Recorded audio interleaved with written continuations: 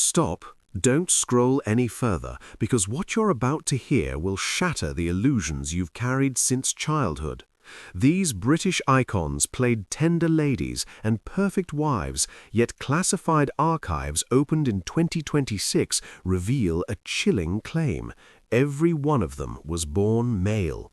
We will show you the broad shoulders beneath silk gowns and the steel Adam's apple hidden behind diamonds the world's press never dared to mention. The final story on this list will blow your mind. This diva deceived even her own husband, who never discovered who had shared his bed for decades. Like the video for the courage to lift the veil, subscribe to the channel and tell us in the comments, did you notice it too, or did you believe the performance to the very end? Vivien Leigh. Vivien Leigh has remained in the history of world cinema as the embodiment of femininity, fragility, and otherworldly grace. Yet behind that flawless English rose facade, there were whispers that haunted Hollywood insiders and revisionist biographers for decades. In 2026, as studio archives began to reveal their darkest pages, the theory that Vivien Leigh had been born male stopped sounding like mere fan fiction and took on the contours of a disturbing possibility. If one examines her early years in India, curious gaps emerge in the official records. Her parents, Ernest and Gertrude Hartley, longed for a son, and one conspiratorial version claims their wish was granted, but fate took a different turn, and young Vivien was made to wear dresses to fulfill a mother's dream of building a theatrical dynasty. Studying her features, anthropometric enthusiasts point to an almost uncanny symmetry and a strong bone structure concealed beneath layers of makeup. During Hollywood's golden age, cinematographers relied on soft focus lenses and filters to smooth what they described as a masculine jawline and to highlight cheekbones that seemed unusually pronounced for a woman of her build. Her shoulders, too, draw attention. Archival photographs taken off-set reveal a certain athletic strength that Gone with the Wind's costume designers carefully disguised with layered crinolines, ruffles, and tightly laced corsets. The corset, they say, was both her greatest enemy and her salvation, creating the illusion of a wasp waist while hiding narrow hips that did not align with 1930s beauty standards. For proponents of the theory, the most striking evidence lies in her temperament. Her legendary bipolar condition, some modern voices suggest, might not have been a mental illness at all, but the result of experimental hormone treatments of the time, often derived from crude animal extracts. These substances could trigger violent mood swings and deep depression, symptoms that those around her dismissed as the whims of a temperamental star. Her voice, often described as velvety, carried a low, resonant vibration. In unprocessed recordings, one can detect unusual undertones, qualities some claim resemble a male timbre altered through partial modulation. Even her marriage to Laurence Olivier has been re-examined through this lens. Celebrated as the perfect couple, they were also the subject of persistent rumors in London's Théâtre Kruger, rumors that their union served as a flawless cover for two people performing the most demanding roles of their lives. According to these whispers, Olivier, aware of the truth, helped refine her gestures, transforming a wide, confident stride into the delicate steps of a lady. Consider her performance in A Streetcar Named Desire, where Blanche Dubois recoils from bright light. Was it simply acting, or a reflection of a deeper fear that harsh studio lights might reveal the texture of skin or the faint shadow that heavy makeup struggled to conceal? Modern restoration technologies, bringing old footage into sharp 4K clarity, have fueled such speculation further. Close-ups reveal details once invisible to audiences of the past, encouraging those who believe in a hidden origin. Even her fondness for strong cigarettes and potent alcohol has been folded into the narrative, traits, they argue, more typical of a hardened man forced to live behind the mask of a delicate muse. Every role she played became a battle. With every gesture, she seemed to prove her femininity to the world, and that relentless inner strain may have ultimately consumed her. Vivien Leigh died young, and some suggest that beyond tuberculosis, her body simply could not endure the tension between identity and expectation. Today, when we revisit her films, we may see not just an actress, but a figure at the center of one of the most extraordinary myths in cinematic history. A performer who compelled millions to fall in love with an image shaped against all odds. Whether truth or illusion, her story endures as a testament to the lengths a person might go in pursuit of fame. And Vivien Leigh, whatever her origins, remains an enigma, her sea-colored eyes still gazing from the screen, guarding a secret we may never fully dare to face. Audrey Hepburn entered the pantheon of world culture as a symbol of fragility, elfin grace, and absolute femininity. Yet it is precisely her appearance, one that overturned the beauty standards of the 1950s, that today fuels the most heated debates among proponents of alternative Hollywood history. The theory that Audrey was born male rests on a detailed analysis of her physiology, which differed radically from the lush curves of her contemporaries like Marilyn Monroe or Elizabeth Taylor.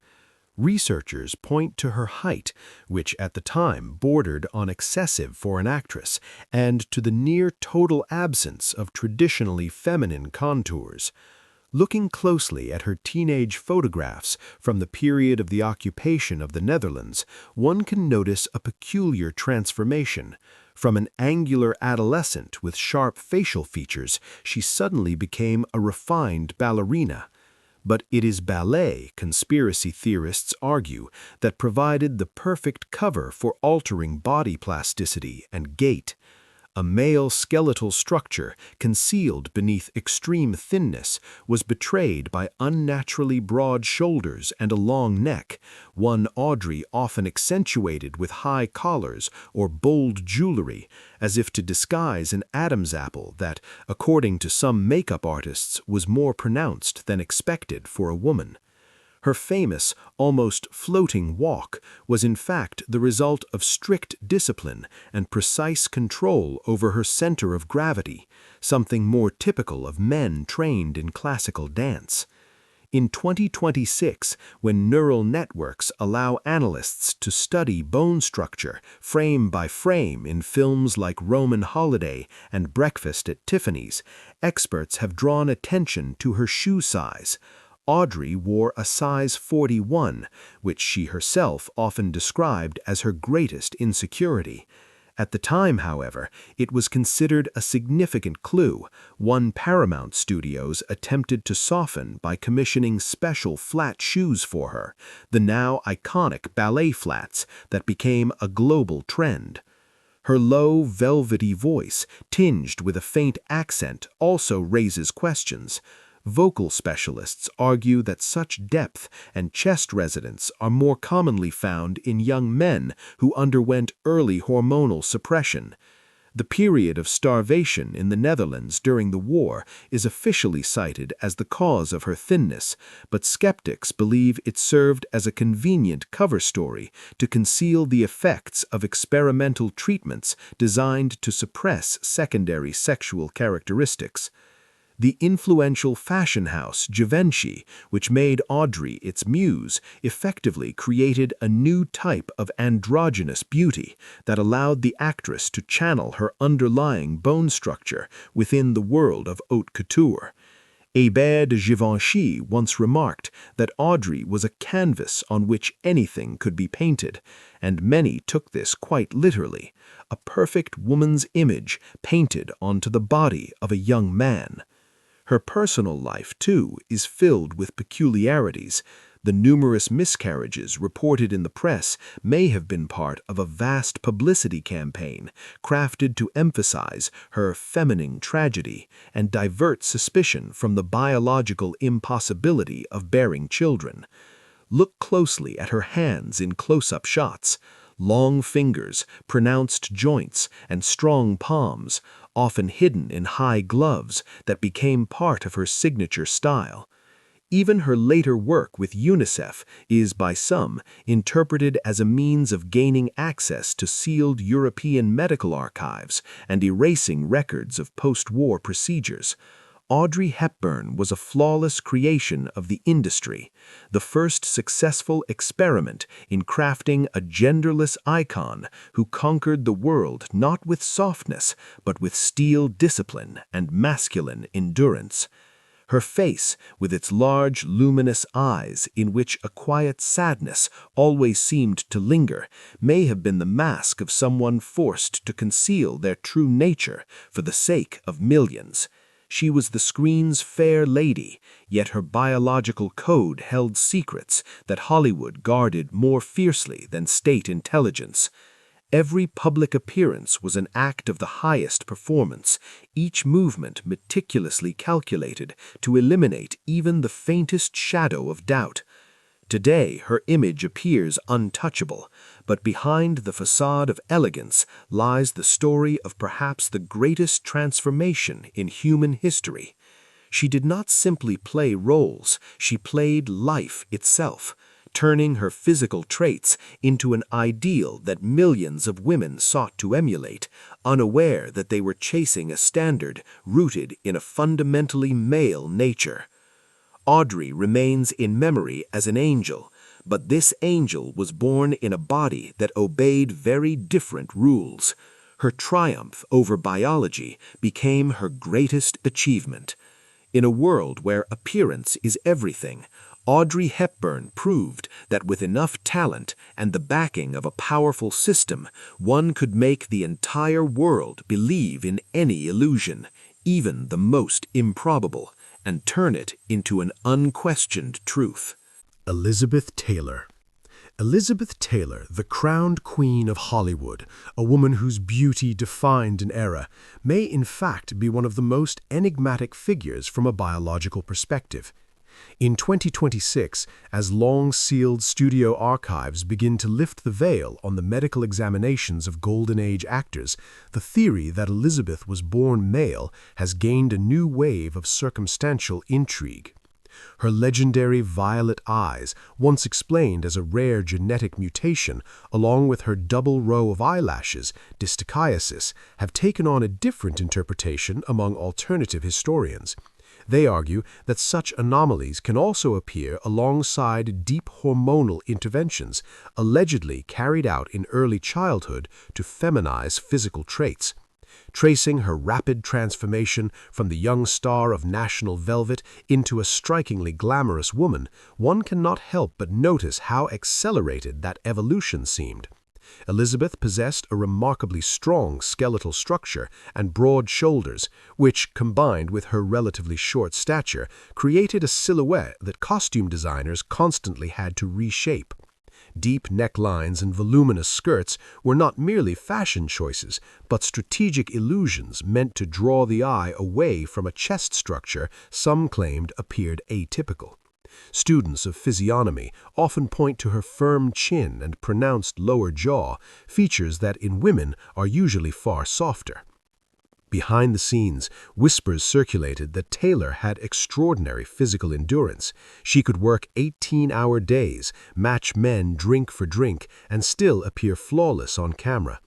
Her 8 marriages have often been interpreted as a form of emotional overcompensation, a relentless pursuit of affirmation, as if proving to the world and perhaps to herself her place within the image she embodied.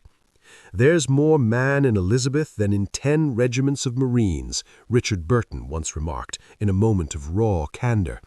Those words, repeated for decades, were said to reflect not only her temperament, but the force of her physical presence. Even her famed love of massive diamonds has been re-examined. Some suggest it was more than a passion for luxury, that the oversized necklaces and earrings created a deliberate visual distraction, concealing the subtleties of her neck and throat.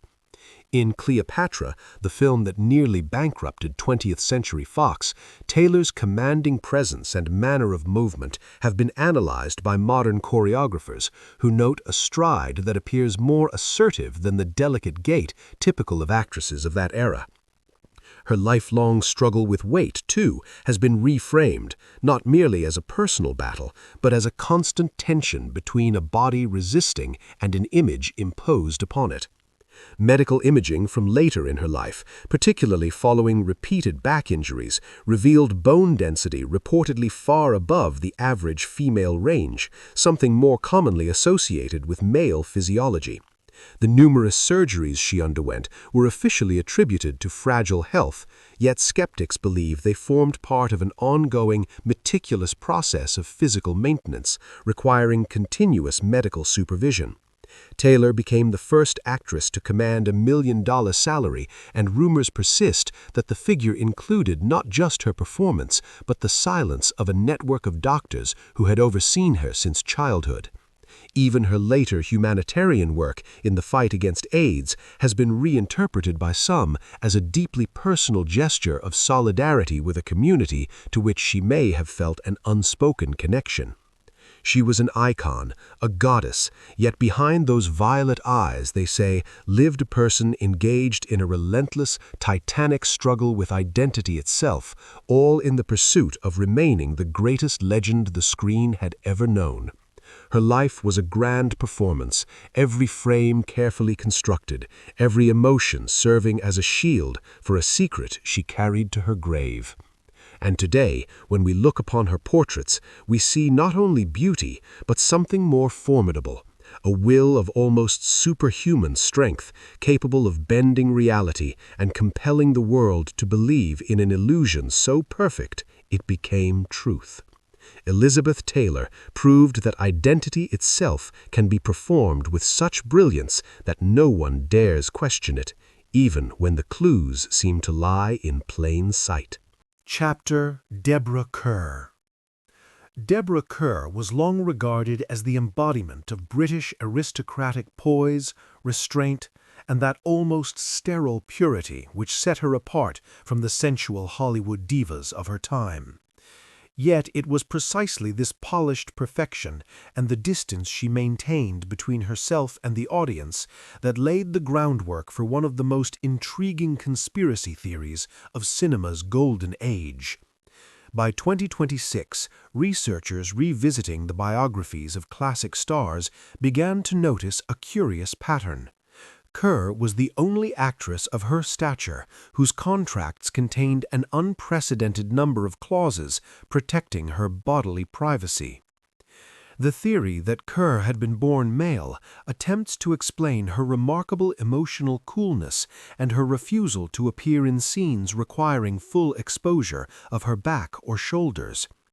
Her appearance, pale skin, fiery red hair, and a high, noble forehead, served as the perfect canvas for constructing the image of an English lady, behind which any biological inconsistencies could be concealed. An anthropometric analysis of her figure in From Here to Eternity reveals details that in the 1950s were simply attributed to her athletic build. Kerr possessed an unusually broad shoulder span and an almost non-existent waist, traits more typical of a male physique. Costume designers later recalled that her dresses were always fitted with special internal corsets designed not so much to cinch the waist as to redistribute the volume of the ribcage, creating a more conventionally feminine silhouette. Her walk, often described by critics as majestic, was in fact the result of rigorous training with weighted loads in her youth, a method used in British boarding schools to instill posture and bearing in boys. Her face also drew quiet scrutiny, a strong, straight jawline and pronounced brow ridges which cinematographers softened with carefully diffused lighting.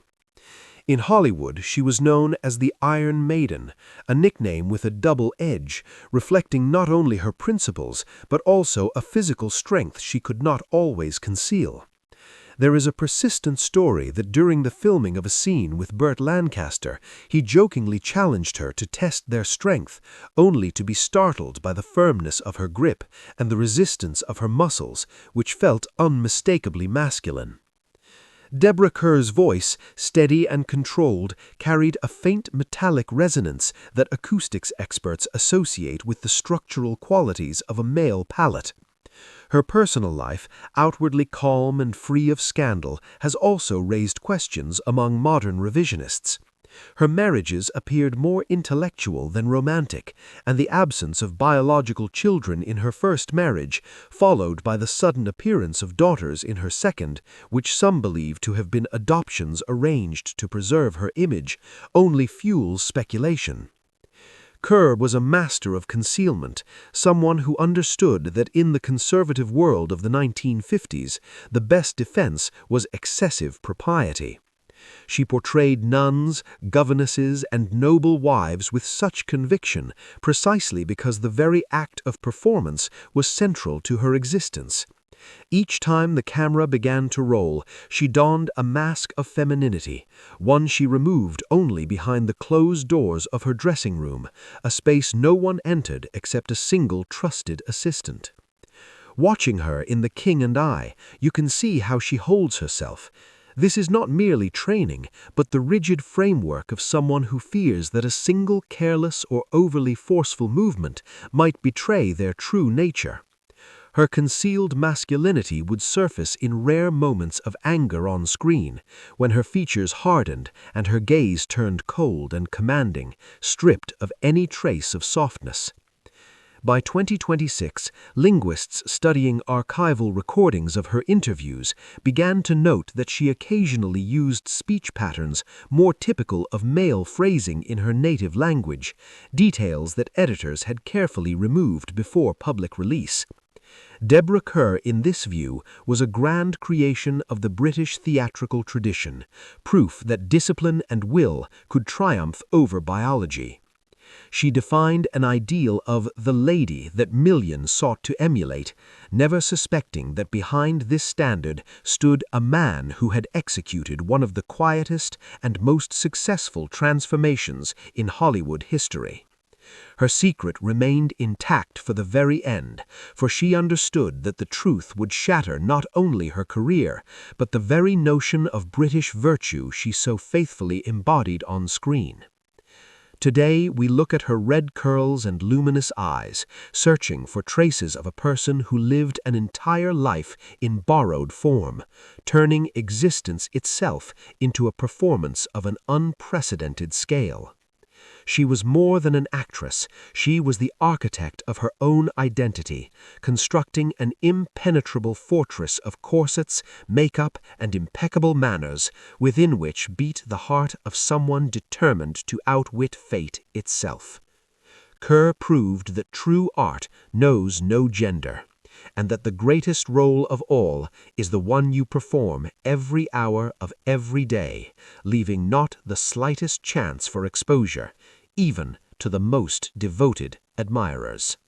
Greer Garson, who for millions of viewers during the Second World War became the embodiment of unshakable maternal strength, British dignity, and feminine sacrifice, carried behind her regal image a secret that could overturn everything we think we know about Hollywood's golden age. By 2026, amid a growing fascination with the hidden lives of classic stars, Garson's figure has drawn renewed scrutiny. Her unusually tall, almost athletic build and resolute features, once praised as aristocratic, now invite more probing interpretations. The theory that Greer was born male finds footing in the careful study of her sudden and extraordinary rise to cinematic prominence. Until her 30s, she remained largely unknown, an age considered perilously late for actresses of that era. Yet her arrival in Hollywood was orchestrated with remarkable secrecy and backed by the powerful support of MGM chief Louis B. Mayer. Skeptics suggest that Garson was the product of a deliberate effort to craft the ideal woman of wartime, a figure combining a feminine face with masculine endurance and psychological resilience. Her physical presence left a lasting impression on contemporaries. Tall, broad-chested, with strong shoulders, she concealed these traits beneath impeccably tailored suits with pronounced shoulder pads, her signature look. The resulting silhouette formed a striking inverted triangle, more typical of a male physique. Yet, in the fashion language of the 1940s, it was reinterpreted as a symbol of strength, a visual echo of women standing shoulder to shoulder with soldiers. Watching her Oscar-winning performance in Mrs. Miniver, one might notice a distinct physicality. Her movements are precise, deliberate, almost disciplined, lacking the soft fluidity expected of a suburban housewife. There is, instead, something closer to the bearing of an officer. Experts in physiognomy point to her high forehead, pronounced brow ridges, and a strong lower jaw, which cinematographers often softened by careful lighting, keeping it partially in shadow. On set, it was rumored that strict rules governed how Garson could be filmed. Profile shots allegedly required prior approval from a personal advisor, ensuring that lighting would not accentuate the line of her throat. Her voice, deep, resonant, and rich with baritone undertones, conveyed calm authority. Yet modern audio specialists analyzing original recordings have noted a vocal range more commonly associated with trained male voices. Her private life, too, was marked by peculiarities. Her marriage to Richard Ney, significantly younger, and her on-screen son, sparked quiet scandal, quickly subdued by the studio. Some have suggested that the union served to reinforce the image of her femininity, while behind closed doors, Ney may have acted as a trusted confidant. Notably, Garson never had biological children, a fact officially attributed to late marriage and devotion to her career, but in this alternative narrative it takes on a different meaning. In Hollywood, she was known as the Duchess for her cool politeness and the distance she maintained from others, even close colleagues. That distance functioned as a shield. The fewer people allowed into her private world, the lower the risk of exposure. Memoirs from makeup artists of the era, revisited in 2026, contain veiled references to her insistence on applying her own foundation in isolation, never permitting anyone to touch her neck or chin without a thick layer of concealing cream. In her later years, her passion for gardening and physical labor on her New Mexico ranch has also been reinterpreted.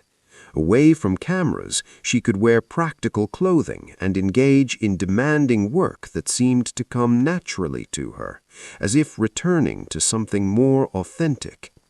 Greer Garson created an image that helped sustain a nation through its darkest hours, and the irony lies in the possibility that this ultimate symbol of womanhood may have been born male, embodying perhaps the strongest qualities of both sexes. She was the architect of her own identity, a performer who deceived not only audiences but history itself, leaving behind flawless frames and a faint, enigmatic smile.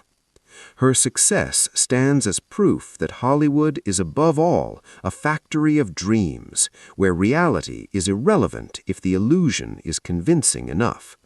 Garson became an icon whose supposed biological secret only deepens the magnitude of her achievement.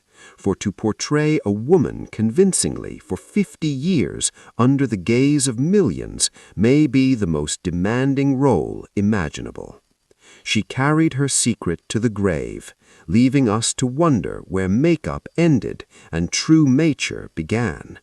Today, as we watch her on screen, we begin to sense that her real life may have been the greater act of courage, a quiet, relentless struggle for the right to be who she chose to become, hiding beneath silk and fur the iron will of someone determined to rewrite destiny itself in the name of art and immortality. Julie Andrews entered history as the saint of Hollywood, the impeccable Mary Poppins and Maria from The Sound of Music, whose crystal-clear voice and flawless manners became a benchmark for generations.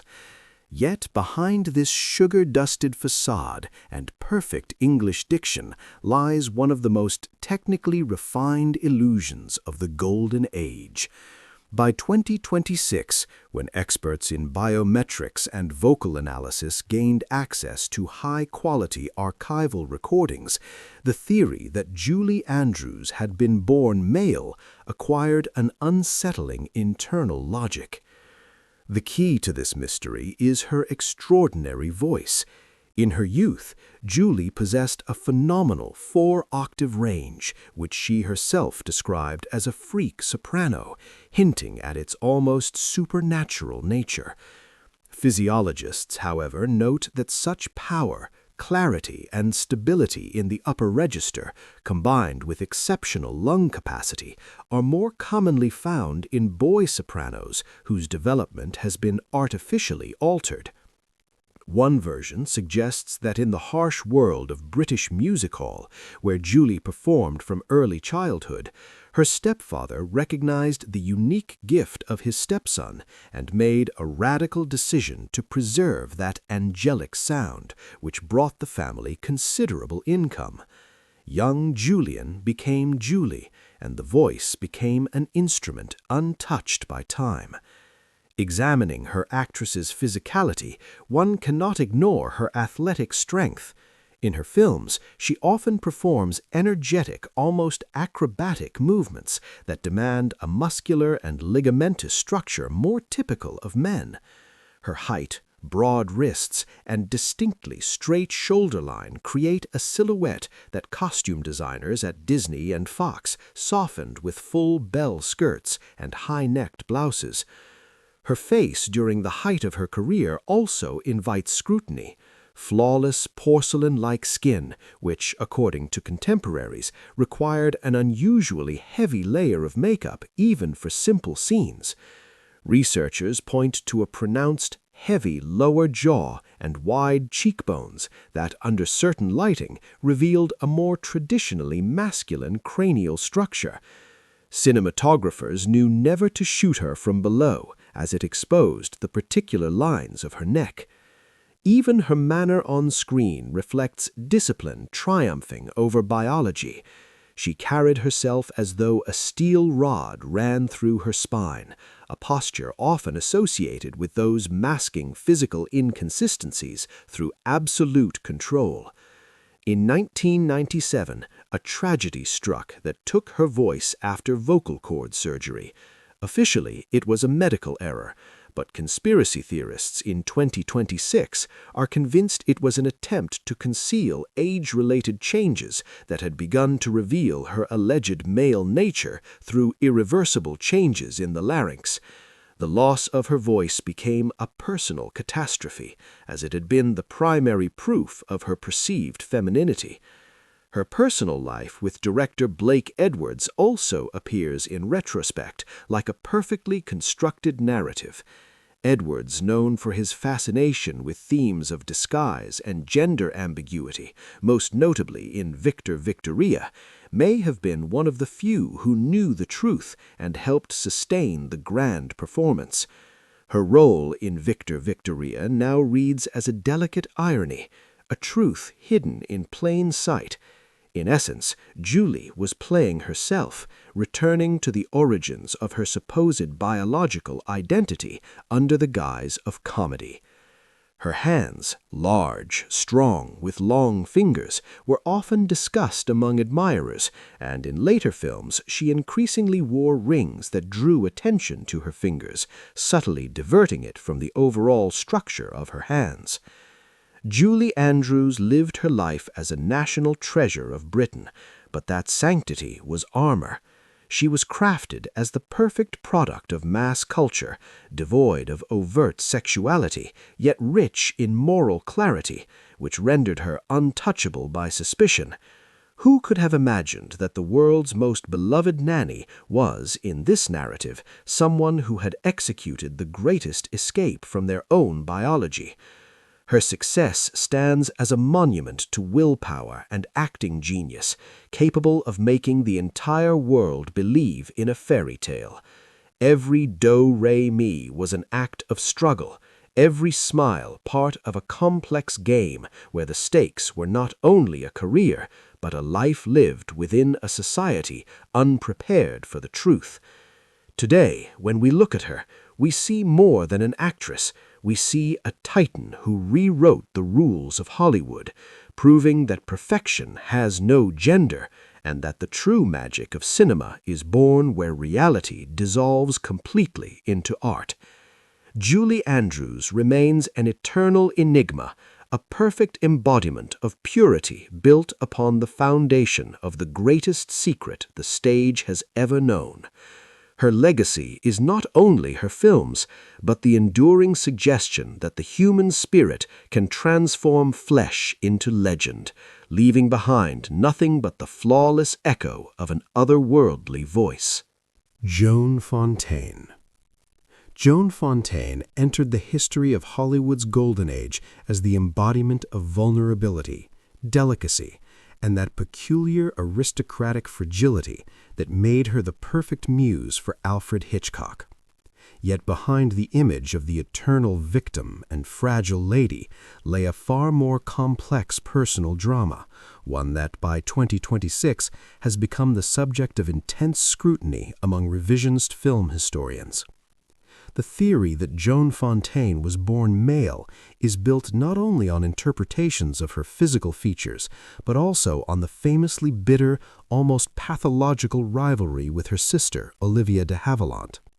According to proponents of this alternative narrative, the birth of the second child in the family of British patent attorney Walter Augustus de Havilland, then living in Tokyo, was marked by a genetic anomaly.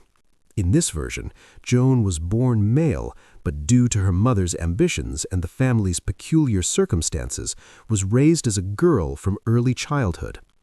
Such a premise, they argue, explains the decades-long hostility between the sisters. Olivia, as a biological woman, allegedly saw Joan as an imposter encroaching on her space, while Joan herself was forced to expend enormous psychological energy maintaining her constructed identity. Early photographs of Joan reveal a remarkable plasticity of features, a face that could be dramatically reshaped through makeup. Yet some observers point to her height, narrow hips, and a chest structure that costume designers in Rebecca carefully disguised beneath heavy fabrics and structured Victorian-inspired silhouettes. Her signature gestures, wringing her hands, drawing her head into her shoulders, once praised as brilliant acting choices to convey fear and insecurity, are reinterpreted here as instinctive movements aimed at minimizing the visual breadth of her shoulders. In 1940s Hollywood, Fontaine was celebrated for her inner acting style, but modern commentators suggest this may have stemmed from a constant tension, a fear of exposure that shaped every performance. Her voice, soft and breathy, has also drawn attention. Specialists in vocal studies suggest it may have been the result of a deliberate effort to raise a naturally lower register, producing that trembling tone so perfectly suited to roles of persecuted heroines. Even her hands come under scrutiny. In rare close-ups, they appear large, with pronounced joints, features she often concealed within folds of fabric or behind elegant gloves. In 1941, she won the Academy Award for Suspicion, surpassing her sister, a moment that marked the peak of their feud. According to persistent rumors, Olivia, in a flash of anger behind the scenes, remarked that the Academy has just awarded the Best Actor in a Dress. Joan's personal life unfolded as a series of attempts to affirm her femininity, 4 marriages, each ending swiftly and without warmth. Even the story of her only child raised questions at the time. Whispers circulated that the pregnancy had been staged and the child quietly adopted to solidify her status in the eyes of a conservative society. In later years, Fontaine withdrew almost entirely from public life, rarely granting interviews. Today, this reclusiveness is sometimes interpreted as a response to aging, an inability to maintain the carefully constructed image as time revealed harsher features and a deepening voice no longer easily concealed. Her passions, flying airplanes, hunting, interior design, activities that, in her era, demanded independence, technical skill, and physical resilience, are also viewed as glimpses of a nature that resisted confinement. Joan Fontaine was above all a master strategist of her own image. She understood that in Hollywood anything could be hidden if wrapped in the language of aristocratic refinement. Every gesture, every sidelong glance was part of an intricate system of control. Watching her performances in Hitchcock's films today, one might see not just acting, but a reflection of her own existence, a figure living in a house where everything feels chujim i opasny because she herself is its greatest secret. Her triumph over Olivia de Havilland becomes, in this light, a triumph of will over nature, a performer embodying a role so convincingly that it eclipsed reality itself. Fontaine carried her truth to the grave, leaving behind only the cool brilliance of her blue eyes and the image of a flawless lady whose every breath seemed sustained by immense inner effort. Her life stands as a monument to the art of transformation, a reminder that Hollywood's golden age was not only an era of great films, but of profound personal reinventions the world is only beginning to imagine. She is remembered as delicate Joan, yet behind that fragility stood a will of steel, a person determined to rewrite fate itself in pursuit of something eternal. Jean Simmons. Jean Simmons possessed that rare, almost unearthly beauty her contemporaries called the face of an angel. Yet behind this flawless facade lay physiological riddles that, by 2026, have led researchers to reassess the life of the British diva. The theory that Jean was born male is built on an analysis of her strikingly athletic physique, which stood in sharp contrast to her delicate facial features. Examining her early work in British cinema, experts note an unusual detail. Simmons had an exceptionally broad rib cage and powerful shoulders, paired with an almost complete absence of feminine curves in the hips. This body type, often described as an inverted triangle, is a classic marker of male biology. In 1950s Hollywood, costume designers reportedly spent hours balancing her silhouette with padding and carefully structured skirts. Her face, once considered the epitome of symmetry, reveals under close analysis prominent brow ridges and dense jaw structure, features cinematographers skillfully softened using diffused focus and side lighting. One theory suggests that Jean was part of a covert British film industry program aimed at cultivating universal stars capable of enduring extreme physical demands. Her stamina on set became legendary. She could spend hours filming in icy water or perform complex stunts without displaying the slightest sign of fragility. Her voice, too, raises questions, low, rich, and resonant, with a depth rarely found in women of her build. Vocal analysts point out that in moments of emotional intensity, her speech carried overtones more typical of a male laryngeal structure. Particular attention is often given to her role in Spartacus. Surrounded by muscular gladiators, she appears fragile on screen, yet colleagues later recalled her possessing a man's grip and remarkable physical strength, qualities she deliberately restrained while filming. Her personal life adds further intrigue. Her connection with Howard Hughes, a man known for his obsession with control and intimate knowledge of Hollywood's darkest secrets, has long been viewed with suspicion. Some claim Hughes acquired her contract precisely because he knew her alleged biological secret and used it as leverage. Her marriage to Richard Brooks, a stern and uncompromising figure, was often described as a union of equals, one in which Brooks treated Jean less as a wife and more as a trusted companion, almost like a younger brother in spirit. For many years during her active career, she had no biological children. Her only daughter was born when she was well into her 30s, a fact conspiracy theorists link to prolonged hormonal treatments intended to preserve her feminine appearance. In 2026, restorers examining archival footage from The Egyptian discovered frames in which an unfortunate angle of light revealed a contour on her neck resembling a concealed Adam's apple. These frames were removed from official distribution, but today they are cited as compelling evidence by those who support the theory of her male origin. Jean herself was known for her directness and a distinctly masculine sense of humor. She preferred the company of men and openly dismissed the social rituals of Hollywood femininity. Her fondness for gambling and strong drink further reinforced the image of someone whose true nature constantly sought expression. Simmons was a master of transformation.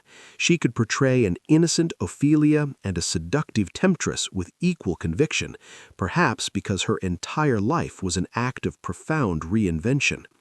She understood that her face was her greatest asset and guarded it with almost obsessive care, concealing beneath layers of makeup the traces of daily shaving whispered about by hotel maids.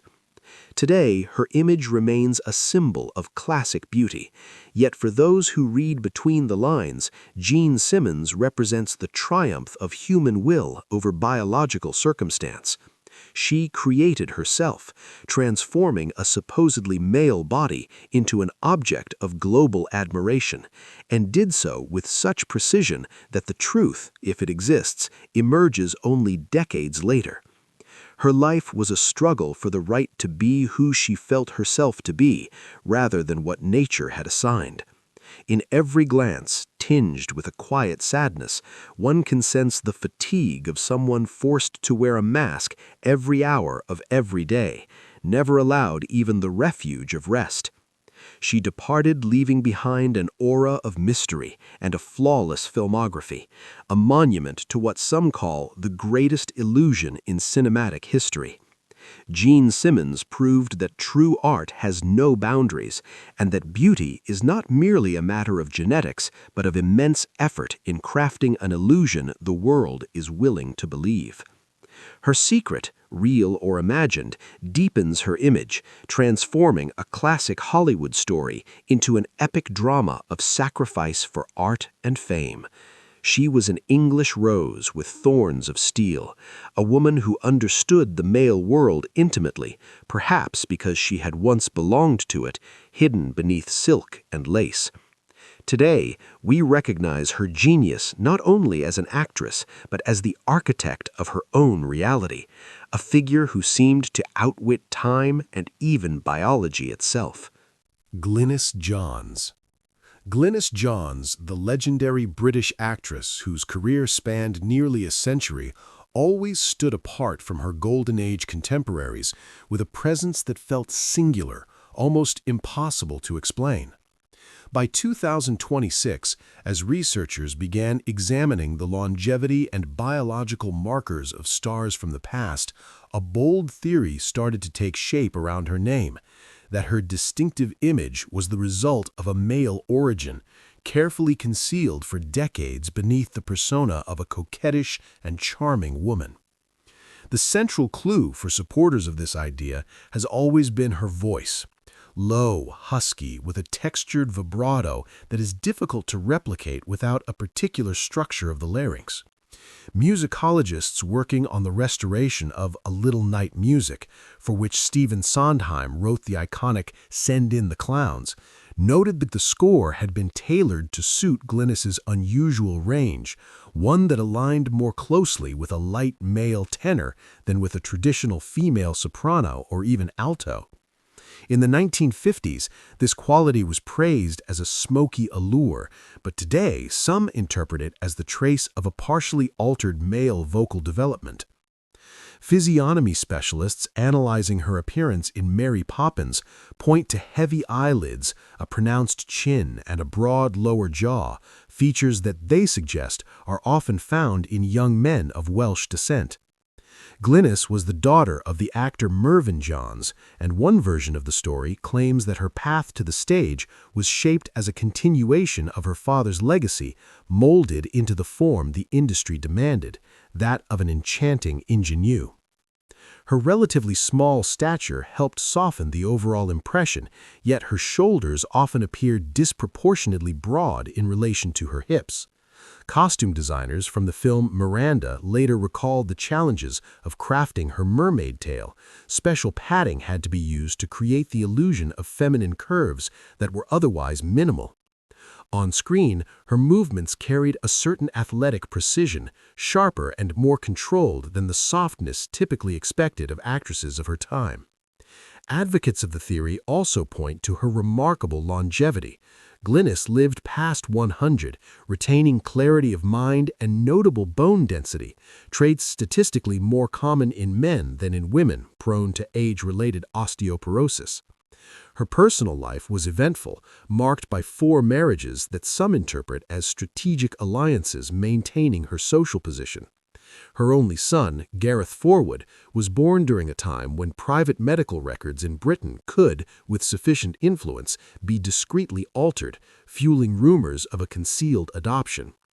In Hollywood, Johns was known for her iron resolve and a distinctly firm approach to business. She negotiated her own contracts and rarely allowed agents to make decisions on her behalf. In portraits from her later years, one can observe how age subtly reshaped her features.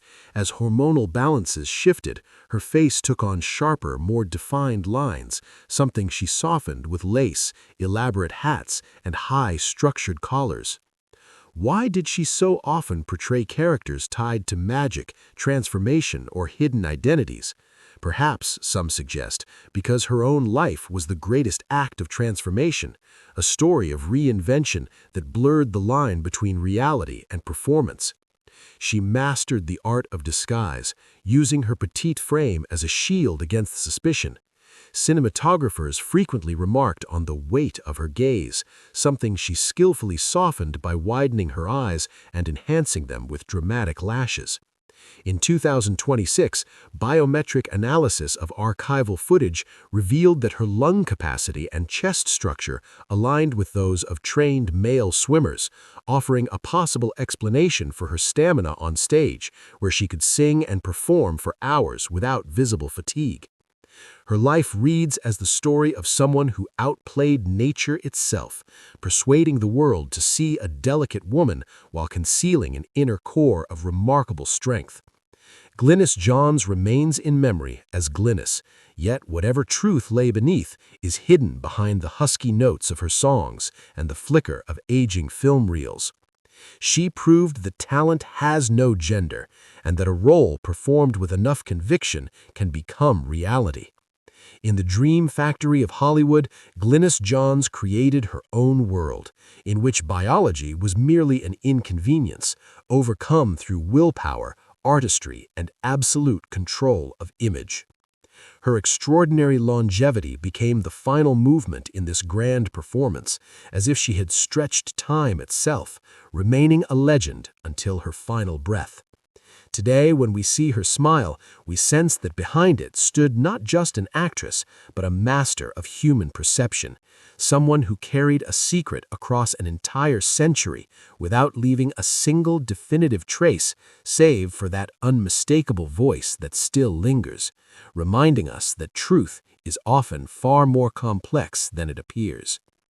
Glynis Johns stands as a monument to an era when private life was sacred, and the image on screen was the only reality that truly mattered.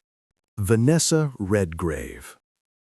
Vanessa Redgrave has always stood apart within the hierarchy of British actresses, embodying intellectual force, political defiance, and a commanding presence rarely seen in Hollywood. Yet it is precisely her physical stature and the way she carries herself on screen that by 2026 have become the subject of intense scrutiny within theories exploring the hidden origins of the Golden Age's greatest divas. A member of a legendary acting dynasty, Vanessa stood over 180 centimeters tall, often taller than her male co-stars, posing constant challenges for cinematographers of her era. Proponents of the hidden biology theory suggest that within the Redgrave family, where acting was a defining legacy, there existed a pressing need to preserve a dominant female line to maintain influence on Britain's theatrical stage. According to one version, a young heir of the dynasty was shaped from early childhood into the role of a great actress, destined to become the new face of British intellectual cinema. Her features themselves invite speculation: a high forehead, powerful cheekbones, and a pronounced, resolute jawline that Vanessa never sought to soften with heavy cosmetics. On the contrary, she emphasized her natural appearance as though unconcerned with traditional standards of femininity. Biometric analysts point out that her shoulder structure and limb proportions align closely with a typically male morphology, while her stride, long, confident, and entirely devoid of conventional feminine affectation, was frequently described by critics as forceful and unyielding. Her voice, deep and commanding, capable of carrying over the roar of a massive crowd, resonates with baritone frequencies rarely found in biological women without significant hormonal alteration. Her fierce political activism, her unwavering defense of human rights, and her willingness to confront governments head-on are, in the eyes of conspiracy theorists, reflections of a suppressed masculine drive toward dominance that could not be fully contained within the confines of acting. In films such as Blow Up and Julia, she radiates an energy contemporaries described as almost intimidating in its intensity. Costume designers who worked with her on historical productions later recalled that Vanessa often favored trouser suits or loosely structured gowns, choices that concealed the absence of traditionally feminine curves and a narrower pelvis. Her approach to aging is equally telling. Unlike many of her peers who turned to cosmetic procedures in pursuit of youth, Redgrave embraced the passage of time, allowing her features to evolve in ways that, according to some observers, revealed more clearly the underlying skeletal framework. By 2026, specialists analyzing archival recordings from her performances at the Old Vic noted that in moments of extreme emotional intensity, her facial musculature operated in patterns more commonly associated with male expression, producing distinctive lines around the bridge of the nose and chin. Her relationships also align with this narrative. They often appeared to be unions of equals, grounded in intellectual affinity rather than physicality. Her long partnership with Franco Nero, in particular, seemed less a conventional romance than a meeting of two powerful individuals who respected each other's independence. Vanessa has 3 children, yet advocates of alternative history point to inconsistencies in medical records from that period, suggesting the possibility of discreet surrogacy practices within elite British circles long before such methods were publicly acknowledged. Why did Vanessa so often choose roles of women who defied systems, or heroines burdened with hidden truths and tragic destinies? Perhaps because her own existence in this interpretation was an ongoing challenge to biological expectations. She did not simply perform roles, she constructed an identity in which intellect and will erased the boundaries of gender. Her hands, large with long, knotted fingers, frequently became focal points in her performances, symbolizing both strength and creation. To the attentive observer, they stand as another supposed clue to her underlying nature. Vanessa Redgrave has lived as an icon of style and conscience, yet behind her majestic presence stands in this narrative a titan who not only mastered the stage but reshaped society's perception of gender itself. She proved that true greatness requires no disguise, it simply exists, compelling the world to adapt. Her secret, whether real or imagined, is the secret of someone who rose above biological determinism, turning her life into a continuous manifesto of freedom. Today, when we watch her on screen, we see more than an actress. We see a grand experiment in expanding human possibility, where a masculine foundation is said to have given rise to one of the most powerful feminine images in history. She carried the mystery of her origin deep into the traditions of British theatre, leaving us to admire her talent while wondering what price was paid for the right to be Vanessa Redgrave, a woman who seemed to be more than a woman. Her legacy is a triumph of spirit over flesh, a testament to the idea that great art is born from great secrets. The golden age of Hollywood was a time when the impossible could become reality before the eyes of millions who never suspected the scale of the performance. Vanessa remains one of the last titans of that era, a living reminder that behind every great image lies an even greater and more complex truth, one we are only beginning to grasp in light of the revelations of 2026. She stands as the final note in the story of 10 British actresses whose lives in this telling became the greatest performance of all, transforming biology into art. In drawing our sweeping investigation of the hidden lives of British actresses of the Golden Age to a close, one cannot help but marvel at how deep and layered the truth may be behind the shimmering glow of the projector. 10 legendary names, 10 destinies that became the very definition of femininity, may in fact represent one of the greatest triumphs of will over biology, a world where every frame, every gesture was the result of immense effort to sustain a flawless illusion. We have seen how the fragility of Vivien Leigh, the ethereal grace of Audrey Hepburn, and the commanding presence of Vanessa Redgrave seem to form a single mosaic, where bone structure, vocal timbre, and physical endurance became the unseen foundation of images that captured millions of hearts. By 2026, as new technologies allow us to peer behind the curtain of old Hollywood and analyze the biometric traces of the past, such theories begin to shift from whispered speculation into a compelling exploration of how the Dream Factory constructed its own reality. Were these women victims of powerful studios, prisoners of family secrets, or brilliant architects of their own identities, individuals who chose to rewrite themselves for the sake of art? The answer remains elusive, lending their stories an even greater sense of tragedy and grandeur. The narrative of hidden origins forces us to reconsider the very meaning of beauty and gender in popular culture, suggesting that true talent transcends boundaries and can challenge even the laws of nature. For decades, the world believed in the illusion, worshipping screen goddesses who, behind closed doors, may have waged silent, relentless battles with themselves. Their lives became an unending performance, the most demanding and perilous role imaginable, one measured in a lifetime.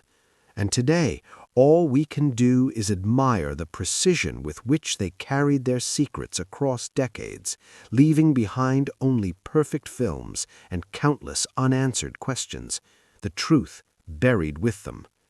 This chapter of cinematic history stands as a monument to the human spirit, one capable of transforming inner conflict into art so complete that it persuaded both time and audience to believe in the most beautiful and impossible illusion ever created.